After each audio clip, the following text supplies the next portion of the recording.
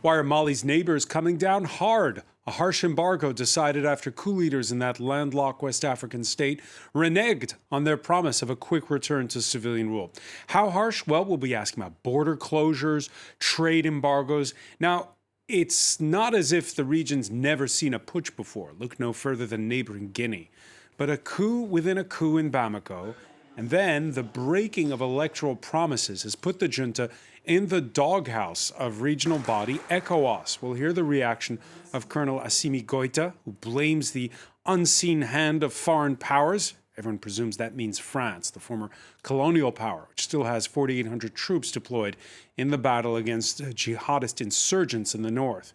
Supporters of the junta say this is all sour grapes by French authorities who are dead against a growing Russian presence, one that includes the mercenaries of Wagner. But Africans also have peacekeepers deployed to Mali. They too are not thrilled at the prospect of crossing paths with the Russians. We'll see why. Today in the France 24 debate, we're looking at Mali under embargo. Joining us from Washington, she's Mali's former Foreign Affairs Minister. Camissa Camara is Director of Africa Policy at the Tony Blair Institute. Thank you for joining us. Thank you for having me. Gilles But, founder of the citizen think tank Wati, joins us from the Senegalese capital, Dakar. Welcome back to the show. Thank you. Thank you for the invitation. It's a pleasure to be with you. Niagare Bakayoko is the head of the African Security Sector Network Consultancy. She's with us from the French capital. And France 24 senior correspondent Cyril Payen. How are things? Hello, how are you, François? I'm fine. The France 24 debate, where you can join the conversation on Facebook and Twitter, hashtag F24debate. Yeah, this time, ECOWAS threw the book at Mali. Leaders of 14 regional states meeting Sunday in Accra, deciding to shut borders, impose a trade embargo, cut financial aid, and freeze the country's assets at the Central Bank of West African States. That's important because Mali shares the common currency, the CFA franc, with neighboring states. The extension of the transition period to 5 years is of concern to the entire West African region. As much as we are aware of the complexity of the situation in this country, we are convinced that all political, economic and social reforms aimed at rebuilding Mali can only be carried out by democratically elected authorities.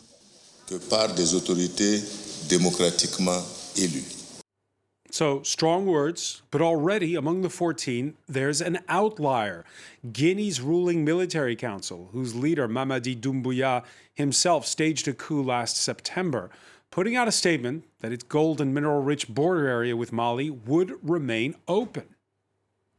The CNRD wishes to inform national and international opinion that the Republic of Guinea was therefore in no way associated with the decision of the Fourth Extraordinary Summit of Ecowas Heads of State.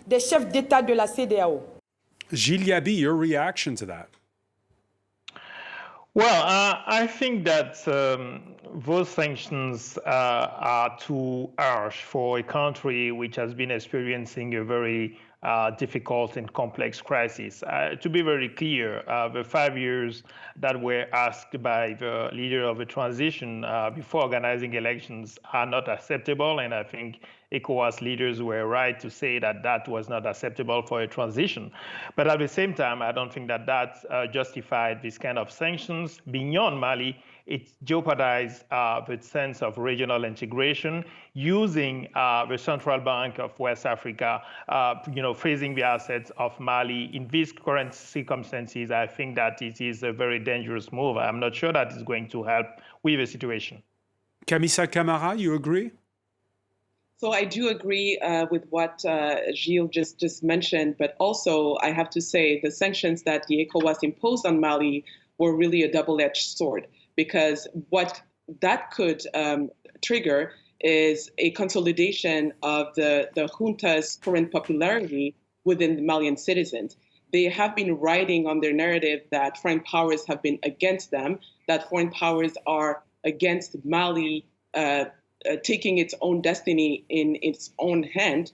and what the ECOWAS sanctions are triggering currently, and we're seeing it playing out on social media, but also on calls for demonstrations in the capital city of Bamako, is a support for the current transition authorities to put the necessary reforms in place and to basically clean house and make sure that it is the Malian authorities that decide what they want for the future of their own country. But the fact that the one nation that breaks ranks with the others inside of ECOWAS is the other one that's just staged a coup. Exactly. And I personally do not believe that Guinea's declaration is going to have any weight in what the ECOWAS has recently put out. Sometimes I hear comparisons between the situation in Mali and the situation in Guinea. Even though the situations are very similar, what we can say is that Guinea is not held up to the same standards as Mali, because Mali did promise the ECOWAS authorities that it would put out that it would host elections in February of 2022, and just a month shy of that, proposed another election timetable with a 5-year transition plan. So even though Guinea came out with this statement, I do not believe that it will carry any weight. Cyril Payan? Well, I just agree very much with just have been said just now. I mean, there is a momentum. It's a very volatile situation. It looks like very much this very heavy sanctions, inhuman, said even the statement by the Colonel Assimi Goita on national TV yesterday, is really putting all the Malian people together behind the colonel, the traditional head of the government. And it's a very unique time, because we have these ECOWAS sanctions, which are very unique in their severity, in their strength. But also you have now a government, a transitional government, which is appealing the calling for demonstration of his whole, the Malian people in all streets of Mali on Friday the 14th, and even beyond, because internationally he said we're going to riposte, we're going to counterattack about these sanctions, which are not natural, not in a good way. So it's a very strange situation we are living. Mali is getting used to be volatile. It could be calm tomorrow, but I believe that we are not very much in the good scenario this time, and everything could happen. But again, whoever is behind, as the Colonel Assimi Goita was mentioning, the sanctions by ECOWAS, whoever, what foreign powers, namely France, the calculation is maybe a bit in decay with what is going on in Mali now. And everybody, like, you have an 80% of support now for the Colonel, which was not the case a few days ago.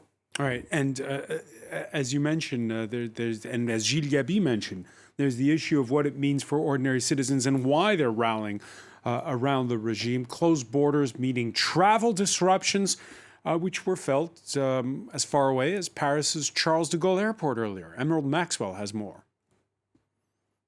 There was a lot of confusion here this morning at Paris's Charles de Gaulle Airport, with passengers waiting to hear whether they'd be able to fly to Mali today.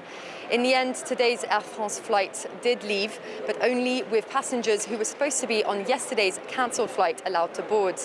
The disruption follows an announcement by ECOWAS, West Africa's economic and political bloc, that they were cancelling all flights to Mali as part of a raft of measures of sanctions against the country designed to isolate it. This means Air France won't operate any indirect flights to and from Mali that include stopovers in those countries. The passengers we spoke to today didn't blame the airline and pointed the finger instead at ECOWAS. We got here yesterday and waited all day, all for nothing. This morning it's better. At least some people will be able to go. Air France didn't want to take the risk to go in case they got stuck over there. But I heard that it's ECOWAS that's the problem, not France. France is not part of ECOWAS. So I came here again with my brother, and they've given him a boarding card and put him on the waiting list. Air France told us it was deciding day by day whether and how it can maintain its flights to Mali as the political situation in the region evolves. To get around ECOWAS's sanctions and border closures, it means operating only direct flights for now. Yeah, Gilles Gaby, this brings us back to what you were saying at the outset about how this could backfire for ECOWAS. Places like where you are, neighboring Senegal, there's so much cross-border trade. It's bad on both sides of the border. But Why did ECOWAS come down so hard this time?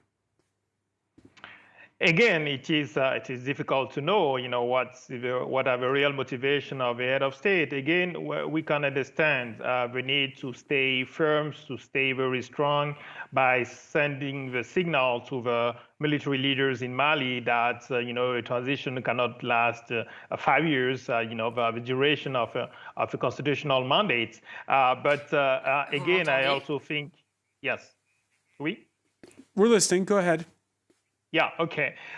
So I was also saying that clearly a country like Senegal, for example, the port of Dakar depends heavily on the trade with Mali, and a lot of economic actors in Senegal are very unhappy with those sanctions. And I think that that's of course true also for a lot of ordinary citizens in Mali. So Gilles, this junta must have really annoyed countries like Senegal for this to happen. What did they do? Again, I think that the situation is extremely complex, and there were other ways for ECOWAS to be influential, to give a right signal, and at the same time also to understand that Mali doesn't need only election today. Mali does need also security, does need a number of reforms, not to be realized fully during the transition, but to be launched at least. I am not on the opinion that we have to rush into election. We did that before in Mali, and we have been seeing 10 years with no progress in restoring stability and also restoring security in the country. So again, it is a decision which is not understood by most of the citizens in the region, and it is dangerous as a signal of credibility and support for regional integration. Kamisa Camara, you were Secretary General at the presidency when the first coup took place. There was later a coup within a coup. And is there the feeling that, because there's been all these mediation efforts, we've seen Nigeria's former president go, that at one point or another, what is it, that neighboring states are fed up with the junta? I think what is happening here are two main things. First of all, the ECOWAS, the stakes for the ECOWAS as a regional organizations are really high in this crisis. The ECOWAS is playing its legitimacy and credibility. The ECOWAS could not prevent the August 2020 coup from happening, even though the mediations was well underway. We even had in Mali a visit from the ECOWAS heads of state who met with the opponents to the former regime, and the August 2020 coup happened. And I think now the ECOWAS wants to position itself as a credible regional interlocutor who is strongly against unconstitutional changes of government. And the regional organization wants to make sure that there is no contagion effect of something like what we're seeing in Mali with a junta who clearly wants to stay at the head of the state, despite not being a legitimate actor. In a speech late Monday, Mali's junta leader answering ECOWAS in kind. Let's listen to Colonel Goita. I must tell you that even if we regret the illegal, illegitimate, and inhumane nature of certain decisions, Mali remains open to dialogue with ECOWAS in order to find a consensus between the best interests of the Malian people and respect for the fundamental principles of the organization. Goita is saying he's open to dialogue, just as his spokesperson was laying the blame elsewhere than ECOWAS. The government of Mali regrets that sub-regional organizations get instrumentalized by extra-regional powers with untold designs. In the face of any possible deployment of foreign forces against our country, the government of Mali calls on the defense and security forces, as well as the population, to increase their vigilance and remain mobilized. Niagare Bakayoko, thanks for being with us again here on the France 24 debate. When you hear that spokesperson talk about extra-regional powers, plural, does he really just mean France? Yes, probably, because as you know, there has been in the last few months growing kind of rejection of France, or at least of its foreign policy. And today, all international actors are more or less seen as being in the hands on French will. But I think that the situation is very different as regards Ecowas, because the organization has already been rejected as such just after the sanction it had taken in 2020, August 2020. So yes, clearly France is seen as being behind all what is happening today in Mali and in the Sahel at large. But the question is also what is the role of the international community, because except Russia, there is a need to recognize the fact that all international actors, be they from the UN, be they from African multilateral organizations, be they from the European Union, from France, are completely rejected by the Malian populations. Rejected by the Malian population, and yet the sanctions are on, with France holding the rotating presidency of the EU. Emmanuel Macron earlier this Tuesday expressing his support for Ecowas sanctions, this in the company of European Council President Charles Michel, the French president, spelling out a timeline to ramp up the pressure. The frame has been placed by our foreign ministers of continued sanctions to be decided by Ecowas. So by the end of the month, there'll be a formal meeting held by our ministers so that the EU and all its countries can support this decision of sanctions. So Cyril Payen, that on the one hand, that reinforces, doesn't it, the notion that, oh, well, if ECOWAS is acting tough, it's because France gave its marching orders. In a way, yes. And then we have to really understand what is the stance of France and in terms of foreign affairs. And it is what we have been talking before. The president's statement today just echoing what have been said at the United Nations yesterday, and the Americans also, the Washington also reinitiated some strong words against the transitional government, the colonials, and supporting ECOWAS. The thing is, we have new gamers, new people in the game, new nations, and we cannot blame France. We cannot pinpoint France. Without saying the Russians are also in the maneuver, without saying that Algeria is somewhere in the Azawad, in the northern Mali, a player in the game. It looks like the situation is going very fast. And with regards to the statement of Mr. Macron, the situation is going too fast for France, and it was the scenario is going very much too fast for because them. Before I ask about the Russian presence in Mali, here he's sort of laying out this timeline. We're going to have meetings and stuff, but we're going towards sanctions. But he's sort of at the same time giving a chance for something to give between now and the end of the month? Regarding the Russian presence, of course, because the French had a very clear calling a red line, and it looks like the color changed because the Russians are very much in charge on this. We broadcast recently some pictures of these mercenaries from Wagner. These people were 40 3 weeks ago in Mali. There are less than 500 now. So again, it's spreading very fast, whatever is the mission. And it looks like France is caught in the middle without knowing. In the middle with the Malian population rejecting not French but the French government or policies, let's say, in terms of anti-terrorist actions too, but also caught in receding into his stance. You know, the foreign minister Jean-Louis Le Drian was extremely clear, vocal about the red line, saying no Russian. It will be and we are trying to retreat. The problem is in the middle. We have the foreign policy of France, we have the Malian, and we have a long history between France and Mali. I remind you that the second diaspora in Mali, in France, after the Algerian, are the Malian. So it looks we are divorcing, but without naming exactly where we are standing. And also we have 4,000 plus troops caught in Gao, in northern Mali, in some bases. And just to finish, I was in Mali recently for a few missions, and I was in Tombouctou for the last transfer in northern Mali of one of the French military base who was transferred to the FAMA, the Malian forces. And it happens that some Russian militaries, whoever they are already, less than 1 month after the exit for the French, they're already in this very same base.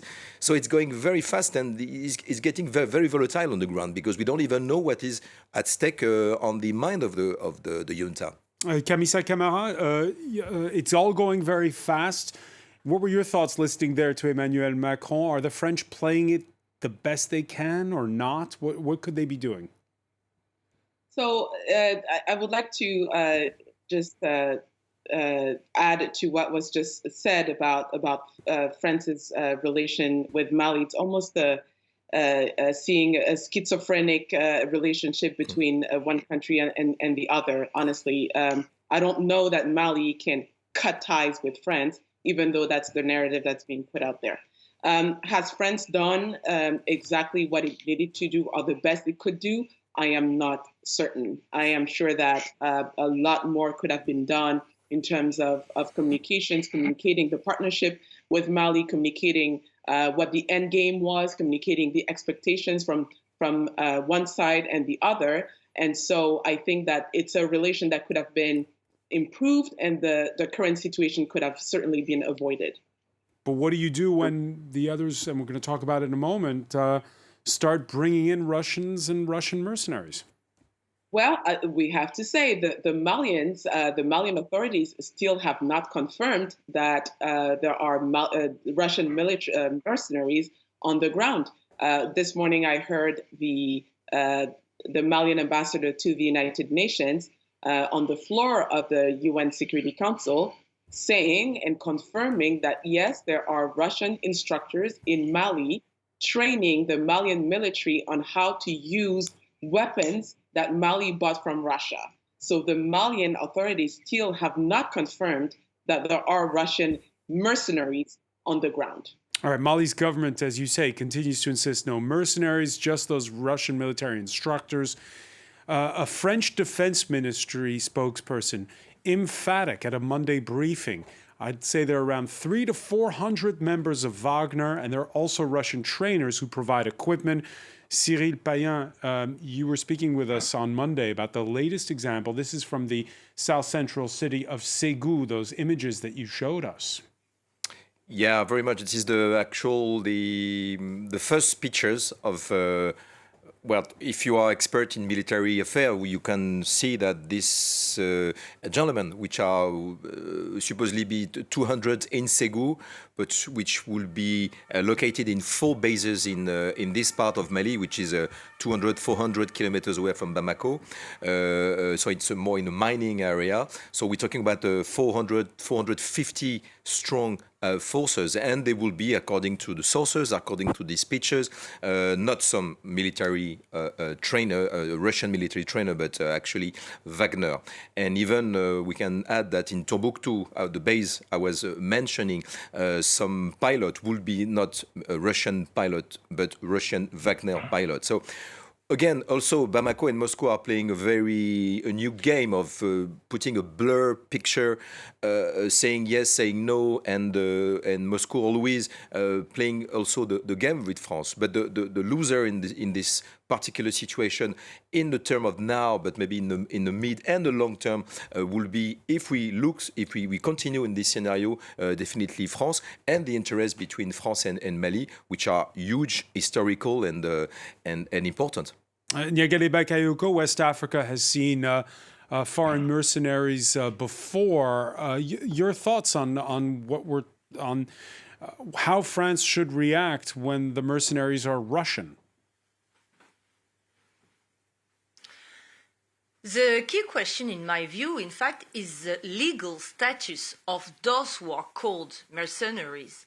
Because today, one of the problems we are experiencing is that those new kind of private military companies are not entering into any international convention at the UN level or at the African Union level. So it is very difficult to know what is exactly the legal status of this Wagner security company, and also what exactly are its links with Moscow. And this is what will make things very difficult on the ground to differentiate what is traditional, conventional military assistance and training to what is implemented by this new actor. And this is where there is a need to think about new solutions, because we are facing a new kind of phenomenon. And in my view, it is one of the reasons why it has been so difficult for international partners to prevent those actors to really come into Mali. And Niagale, why do you think the junta asked them in? Initially, to be honest, I'm like anybody. It's very difficult to know. Initially, I thought that they would preferably ask them to be a kind of regime protection force, maybe against kind of a destabilization attempt in Bamako itself. But now it seems that they are deployed on the ground as well. I've always been very skeptical about the real capacities of Russian in general to perform on the ground, on an operational environment which is definitely not at all familiar to them, which has shown to be very well controlled by jihadi groups. But I'm forced to recognize that there are a lot of signs which are making things that they have been deployed. Will they be very efficient? I'm not sure. I'm not quite sure, because if you look at their experiences in Libya, in Mozambique, even in the Central African Republic, in fact, where they are mainly stayed in the capital, in Bangui, I'm not sure. But they might be expected by the Malian authorities to really help them fighting jihadi on the ground. Gilles Gabi, what do you think the mission is here? Well, I don't know what the mission is, but I would like to maybe say a few things. I think it is clear that there is a geopolitical battle, between France and the Western powers on one side and Russia on the other. But I also think that we have to, to say that what is important for me as a citizen from the region also is the interest of Malians and the interest of security and stability of West Africa and the Sahel. I don't think that people in the region want, again, Mali and the Sahel to be just the battleground for political rivalries between Russia and the West. That has to be very clear. And we have also to recognize that despite 10 years of international presence in the country, including, of course, the French forces, we have not seen the progress. And we have seen actually the threats going from the north of Mali to the center, and then even to Burkina Faso, which is now really destabilized as well. And whose fault is that? The need for security. Sorry? Whose fault is that? I think, of course, the first responsibility is that of the political and military leaders of Mali, and not only the recent ones. When we talk about the situation like Mali, we have to recognize also that there are long-term structural weaknesses that have been created by the incapacity to build strong states, and that's again put the responsibility on the political actors of the country. But we also have to recognize that despite the international intervention, the French intervention in 2013, the area of insecurity has standing remarkably, not only in Mali, but in the entire region. It is normal that people from Mali, would say that, we want maybe other partners also to be contributing to restoring security. I'm not saying that I'm defending the use of mercenaries, but what I'm saying is that it seems difficult to say that Mali should refuse the assistance of Russia, for example, in terms of security. It is still a sovereign country, and we can understand, again, given the current situation in the country, that the leaders say that they want to diversify their partners, but they have to find the right balance between the different partners in terms of security assistance. And they have certainly also, they have to be ready to pay the cost for that. But Julia B, that brings us back to Niagale Bakayoko's point that if it's a foreign state, you have official bilateral agreements. Here, it's mercenaries. We don't know what the deal is exactly. And by the way, those mercenaries might not just get in the way of the French. Let's not forget that there are European peacekeepers, UN peacekeepers, African peacekeepers that are present in Mali. Is that not part of also what is irking ECOWAS? Yes, that's correct. Again, I don't have information on the Wagner issue. A lot of people, we don't really know what's going on, what is the mission.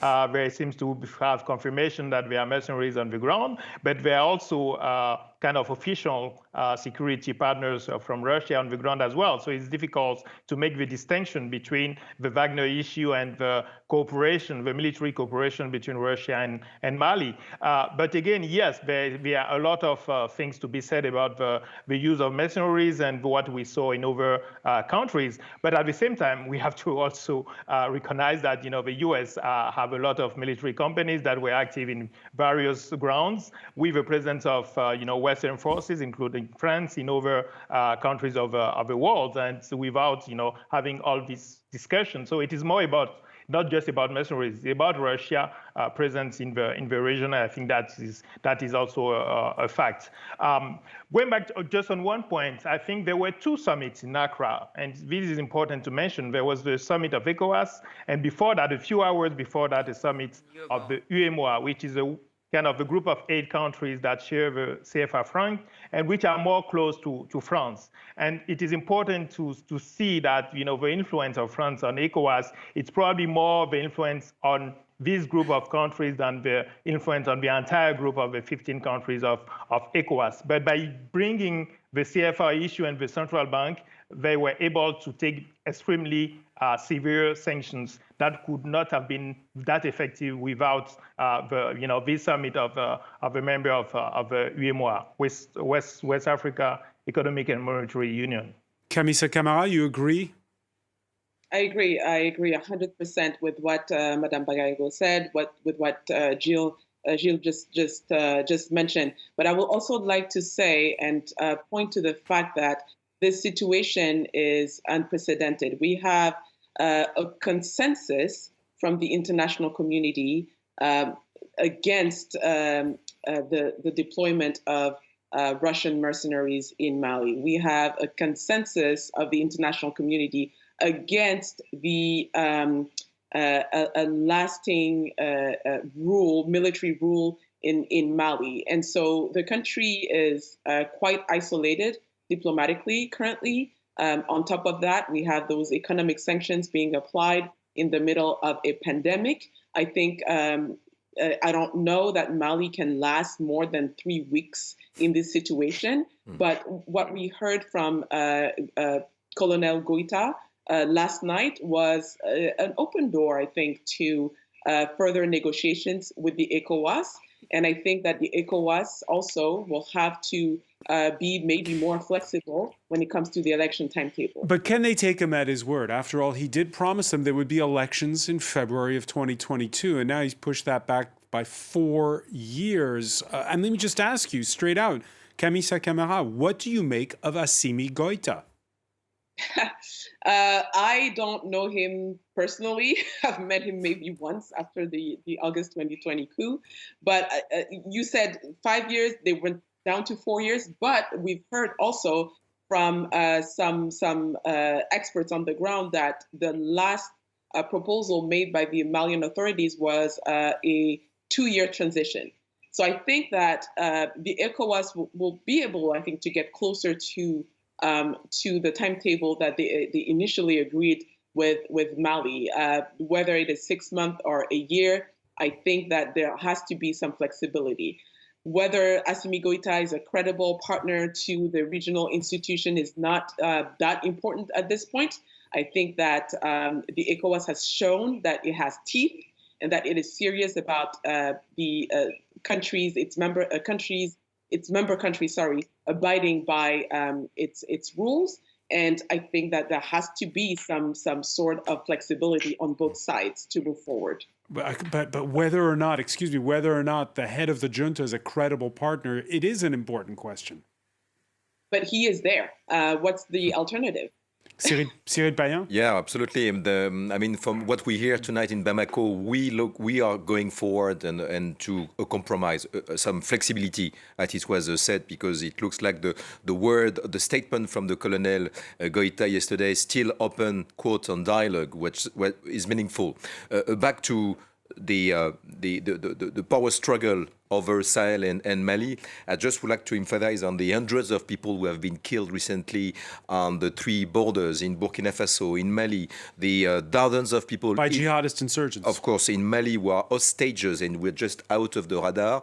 So if the French intervention is a failure, because this is what we are talking now, this is what is putting on billboards during anti-French government demonstrations, maybe next Friday. The thing is, the people in Bamako, for instance, what they believe is if there's a failure and an exit of the French, we exit a military solution for another military solution. Meaning that if you get the Russian in, you will have this military cycle of violence, which the effects which is going to the unknown. So basically, what is at stake here, and again, thinking about the population in many places of this country, which there is no power, there is no state, they are just left alone. What is at stake for them, and what is the solution? So there is maybe a failure. Maybe Barkhane, the French intervention, lasts too long, obviously. But what will be the future? And it's quite risky. It's a risky game that the transitional government and the colonel is playing now, I guess. Nyagere Bakayoko? Yes, I think that the key question is about the reaction of the public opinion and the population itself. We can see that there is rather a kind of support to the junta or declaration, press communique from lots of organizations, from syndicates, civil society, political parties, which are all saying that the sanctions from ECOWAS are too tough and that it is not acceptable in any way to make Malian people suffer as they did 2 years ago. So I think that it is also very important for ECOWAS not to lose the popular opinion support because otherwise it will be also a victory from the civilian, the Malian current civilian military Malian authorities that we do have today. So there is really a need not to forget that the population is really at the core of this struggle between Malian authorities and international community at large. And I'm not sure that the international actors will be the winner in this struggle. This power play, this struggle, and that'll be the final word for now. I want to thank you so much, Nyagere Bakayoko, for joining us from Paris. I want to thank as well Kamisa Camara for being with us from Washington, D.C., Gilles Yaby in Dakar, Cyril Payen. Thank you for being with us here in the France 24 debate. Thank you.